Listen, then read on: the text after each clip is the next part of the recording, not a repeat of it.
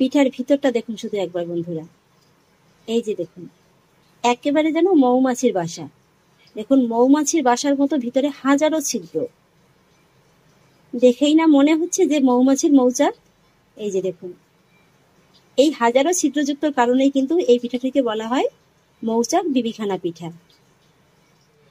নমস্কার বন্ধুরা, অনুভার রান্নাঘরে আরেকটি নতুন পর্বে সবাইকে স্বাগত জানাচ্ছি। বন্ধুরা, আমার আজকের রেসিপি হাজার হাজার ছিদ্রযুক্ত মৌচাক পিঠা। এটাকে আবার অনেকে কিন্তু মৌচাক বিবিখানা পিঠাও বলে থাকেন। চেষ্টা করছি খুবই সহজ সরলভাবে আপনাদের শিখিয়ে দেওয়ার, যেটা দেখে আশা করছি সকলেই খুব সহজেই শিখে নিতে পারবেন।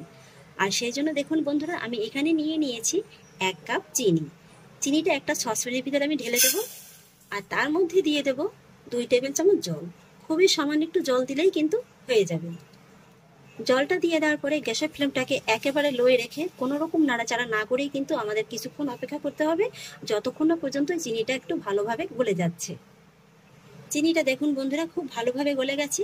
আর এই পর্যায়ে কিন্তু এইভাবে একটু অনবরত নেড়েচেড়ে নিতে হবে। এখানে বন্ধুরা আমি আজকে একটা চিনির ক্যারামেল তৈরি করে দেবো। এই চিনির ক্যারামেলটাই কিন্তু একেবারে একটা প্রধান ভূমিকা পালন করবে।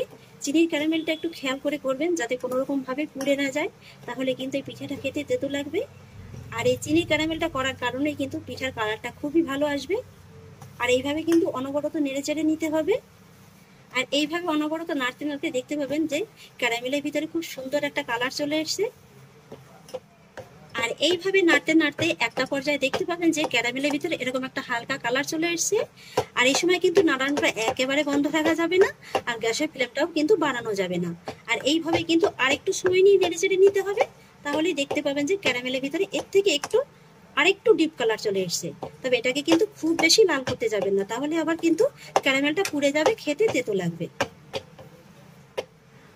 আরেকটু সময় নিয়ে নেড়েচেড়ে আমি ক্যারামেলটাকে কিন্তু খুব সুন্দর করে তৈরি করে নিয়েছি। এই যে দেখুন বন্ধুরা, এর থেকে কিন্তু আর খুব বেশি লাল করতে যাবেন না। আর ঠিক এই স্টেজে এর ভিতরে দিয়ে দিতে হবে 1 কাপ গরম জল। পুরো জলটা কিন্তু একবারে দিতে যাবেন না, যেহেতু জলটাও খুব গরম আর ক্যারামেলটাও গরম, তাই কিন্তু গায়ে ছিটকানোর একটা ভয় থাকতে পারে। তাই এইভাবে চেষ্টা করবেন একটু অল্প অল্প করে জল দিয়ে ক্যারামেলটাকে গলিয়ে নেওয়ার। আর এইভাবে একটু উঁচু সসপ্যান কিংবা যে কোনো বড় কড়াইতেই কিন্তু ক্যারামেলটাকে তৈরি করে নেবেন। ক্যারামেলটাকে আমি জলের সঙ্গে খুব ভালোভাবে মিলিয়ে দিয়েছি। আর এবার এই ক্যারামেলটাকে লো ফ্লেমেই এই 4 থেকে 5 সেকেন্ডের মতো একটু ফুটিয়ে নিতে হবে। এটাকে কিন্তু খুব বেশি ফোটানোর একদম প্রয়োজন নেই, কারণ এখানে কিন্তু আমরা কোনো রকম চিনি শিরা তৈরি করব না। এই ছোট ছোট স্টেপগুলো আপনারা ফলো করবেন, তাহলেই দেখবেন যে একেবারে পারফেক্ট মৌচাক পিঠা তৈরি হয়েছে। ক্যারামেলটাকে জাস্ট এইভাবে একটু ফুটিয়ে নেওয়ার পরে এবার কিন্তু গ্যাসের ফ্লেমটাকে অফ করে দিতে হবে। আর তারপরে ক্যারামেলটাকে অন্য একটি জায়গায় নামিয়ে রাখতে হবে। এবার চলে এলাম বন্ধুরা পিঠা তৈরির নেক্সট প্রিপারেশনে। বড় একটা মিক্সিং বোল নিয়ে নিয়েছি। বোলের ভিতরে নিয়ে নিয়েছি 2টো রুম টেম্পারেচারে থাকা ডিম। আর ডিমের ভিতরে এখন অ্যাড করব 1/4 টিস্পুন লবণ। আর তার মধ্যে অ্যাড করব এই 4 থেকে 5 ফোঁটার মতো ভ্যানিলা এসেন্স। ডিমের কাঁচা গন্ধটা দূর করার জন্য কিন্তু এখানে আমি সামান্য একটু ভ্যানিলা এসেন্স ইউজ করলাম। এবার এই উপকরণ দুটোকে ডিমের সঙ্গে একবার ভালোভাবে একটু মিশিয়ে নিতে হবে। এখানে ডিমের কোনো আলাদা করে ফোম করার কোনো প্রয়োজন নেই, জাস্ট একটু ভালোভাবে মিশিয়ে নিলেই কিন্তু হয়ে যাবে। উপকরণগুলোকে আমি খুব ভালোভাবে মিশিয়ে নিয়েছি। আর এবার দেখুন বন্ধুরা, আমি আরেকটি বাটি নিয়ে নিয়েছি, তার উপরে বসিয়ে দিয়েছি একটি ছাঁকনি। ছাঁকনির পরে দিয়ে দেবো 1/2 কাপ ময়দা। এখানে আপনারা আটাও ব্যবহার করতে পারেন। আর সেই সঙ্গে নিয়ে নিয়েছি যে কাপটা মেপে ময়দাটা নিয়েছিলাম, সেই কাপেরই 1/2 কাপ কর্নফ্লাওয়ার। এখানে এই মেজারমেন্ট মাপগুলো আপনারা ঠিকঠাক রাখবেন, তাহলেই দেখবেন যে পারফেক্ট পিঠা তৈরি হয়েছে। আর এবার নিয়ে নেব 1 teaspoon baking powder, spoon baking soda.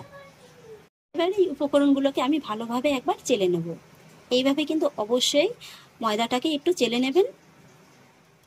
ময়দাটাকে আমি খুব ভালোভাবে চেলে নিয়েছি। এবার এই বাটিটাকেও একটা সাইডে সরিয়ে রাখবো। আর এবার দেখুন বন্ধুরা, আমি ডিমের বাটিটাকে আবারও নিয়ে নিয়েছি। আর এর ভিতরে এবার অ্যাড করব 2 টেবিল চামচ গুঁড়ো দুধ। বন্ধুরা, আমরা এখানে আজকে কোনো কনডেন্স মিল্কের ব্যবহার করব না, শুধুমাত্র এই গুঁড়ো দুধ দিয়ে দেখবেন যে খুব সুন্দরভাবে কিন্তু পিঠাটা তৈরি হয়েছে। আর খেতেও কিন্তু অসম্ভব টেস্টি হবে। গুঁড়ো দুধটা দিয়ে দেওয়ার পরে দিয়ে দেবো 1 টেবিল চামচ চিনি। এবার এই চিনি আর গুঁড়ো দুধটাকেও ডিমের সঙ্গে একবার ভালোভাবে মিশিয়ে নেব। এটা কিন্তু আপনারা কাঁটা চামচের সাহায্যেও ভালোভাবে মিশিয়ে নিতে পারবেন। গুঁড়ো দুধ আর চিনিটাকেও কিন্তু আমি খুব ভালোভাবে মিশিয়ে নিয়েছি। আর এবার আমি এই ডিমের ভিতরে অ্যাড করব, এই যে দেখুন একটু খেয়াল করে 1/4 কাপের থেকে এই যে সামান্য একটু কম সাদা তেল। মোটামুটি এখানে 5 থেকে 5.5 টেবিলের মতো কিন্তু সাদা তেল আছে। এবার এই তেলটাকেও কিন্তু এই ডিমের মিশ্রণের সঙ্গে খুব ভালোভাবে মিশিয়ে নিতে হবে, যাতে করে তেলটা উপরে না ভেসে থাকে। তেলটাকেও দেখুন আমি খুব ভালোভাবে মিশিয়ে নিয়েছি। আর এবার যেটা করতে হবে, আমি যে ময়দা আর কর্নফ্লাওয়ারটা আগে জেলে রেখেছিলাম, সেই ময়দা আর কর্নফ্লাওয়ারটাকে এইভাবে অল্প অল্প করে দিতে হবে আর ভালোভাবে মিশিয়ে নিতে হবে। একবারে কিন্তু পুরোটা দিয়ে মেশাতে যাবেন না, তাহলে কিন্তু আবার একটু ডেলা ডেলা থেকে যেতে পারে। এবার বাকি অর্ধেকটাও দিয়ে দেব আর তারপর ফাইনালি খুব ভালোভাবে মিশিয়ে নেব। একটু খেয়াল করে দেখুন বন্ধুরা, মিশ্রণটা কিন্তু আমি খুব ভালোভাবে তৈরি করে নিয়েছি। আর এই মিশ্রণটা কিন্তু একেবারে খুব বেশি কিন্তু পাতলা হবে না, এইভাবে দেখুন একটু কিন্তু শক্ত ধরনের মিশ্রণটাকে রেডি করে নিতে হবে। এই যে দেখুন। আর এবার আমি মিশ্রণের ভিতরে অ্যাড করব আমি যে চিনির ক্যারামেলটা রেডি করে রেখেছিলাম, সেই ক্যারামেলটা। খেয়াল রাখবেন ক্যারামেলটা যেন এখন এই সময় একটু হালকা গরম থাকে। যদি মিশ্রণটা রেডি করতে করতে ক্যারামেলটা ঠান্ডা হয়ে যায়, তাহলে গ্যাসে একটু রেখে হালকা গরম করে নিলেই হয়ে যাবে। আমি পুরো ক্যারামেলটা দেখুন একবারে দিয়ে দিলাম।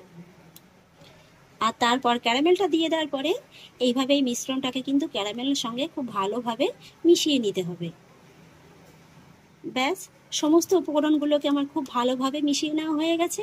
আর এখনই দেখুন বন্ধুরা, এই পিঠার ভিতরে কত সুন্দর একটা কালার চলে এসেছে, দেখতে কিন্তু এখনই অপূর্ব সুন্দর লাগছে।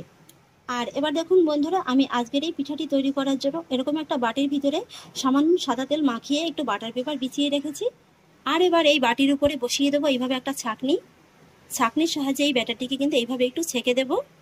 এতে করে কিন্তু পিঠাটা খুবই স্মুথলি তৈরি হবে। পুরো ব্যাটারটাকে আমি খুব সুন্দরভাবে ঢেলে নিয়েছি। এইবার হালকা হাতে এইভাবে একটু ট্যাপ করে নেব। আর এবার দেখুন বন্ধুরা, আজকের এই পিঠাটিকে কুক করার জন্য আমি মিডিয়াম ফ্লেমে গ্যাসের পরে এরকম দুটো তাওয়া বসিয়ে দিয়েছি। প্রথমে কিন্তু এইভাবে একটা পাতলা তাওয়া বসিয়ে দিতে হবে, আর তারপরে কিন্তু এরকম একটা ভারী প্যান বসিয়ে দিতে হবে। এইভাবে একটু বসিয়ে দিলে কিন্তু পিঠাটা নিচ থেকে খুব বেশি পুড়ে যাওয়ার কোনো ভয় থাকবে না। আর মিডিয়াম ফ্লেমেই কিন্তু 5 মিনিটের মতো আগে হালকা গরম করে নিতে হবে। আর তারপর গ্যাসের ফ্লেমটাকে লো মিডিয়ামের মাঝামাঝি রেখে এই পিঠার বাটিটিকে এইভাবে প্যানের মাঝ বরাবর খুব সাবধানে বসিয়ে দিতে হবে।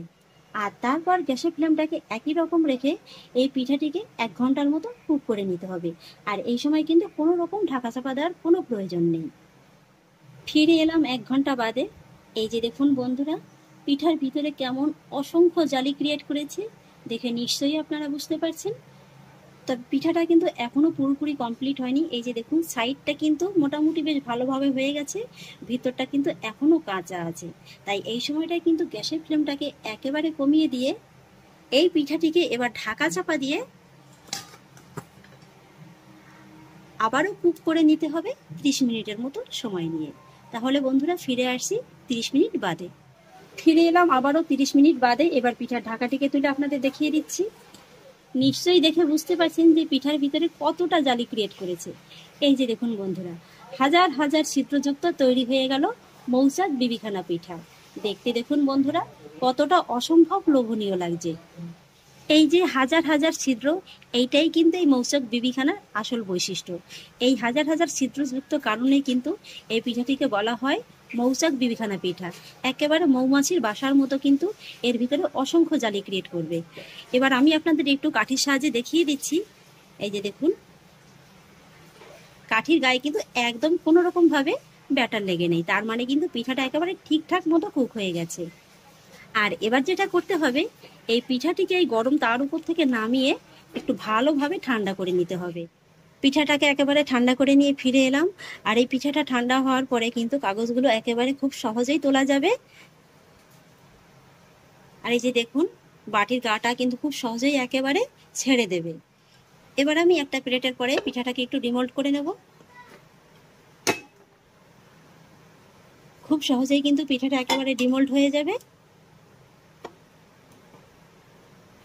কতটা সফট হয়েছে নিশ্চয়ই দেখে বুঝতে পারছেন। এই যে দেখুন, এবার অপেক্ষার অবসান কাটিয়ে পিঠাটাকে একবার আপনাদের কেটে দেখিয়ে দিচ্ছি। চাকুটা দেখুন শুধু একেবারে জাস্ট মাখনের মতো যেন বেরিয়ে এলো। পিঠাটা এতটাই নরম তুলতুলে হয়েছে। এই যে দেখুন বন্ধুরা, ভিতরটা শুধু দেখুন একবার কতটা জালিদার হয়েছে, আর এতটাই সফট যে খুব জোরে কিন্তু চাপ দেওয়াও যাবে না। এই যে দেখুন, এবার শুধু একটু পিস পিস করে কেটে নেওয়ার পালা।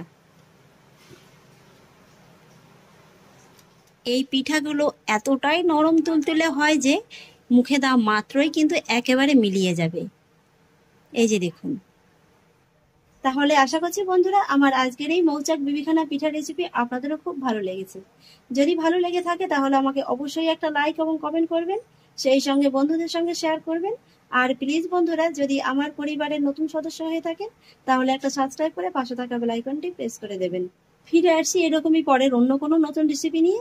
সবাই ভালো থাকুন, সুস্থ থাকুন, ধন্যবাদ।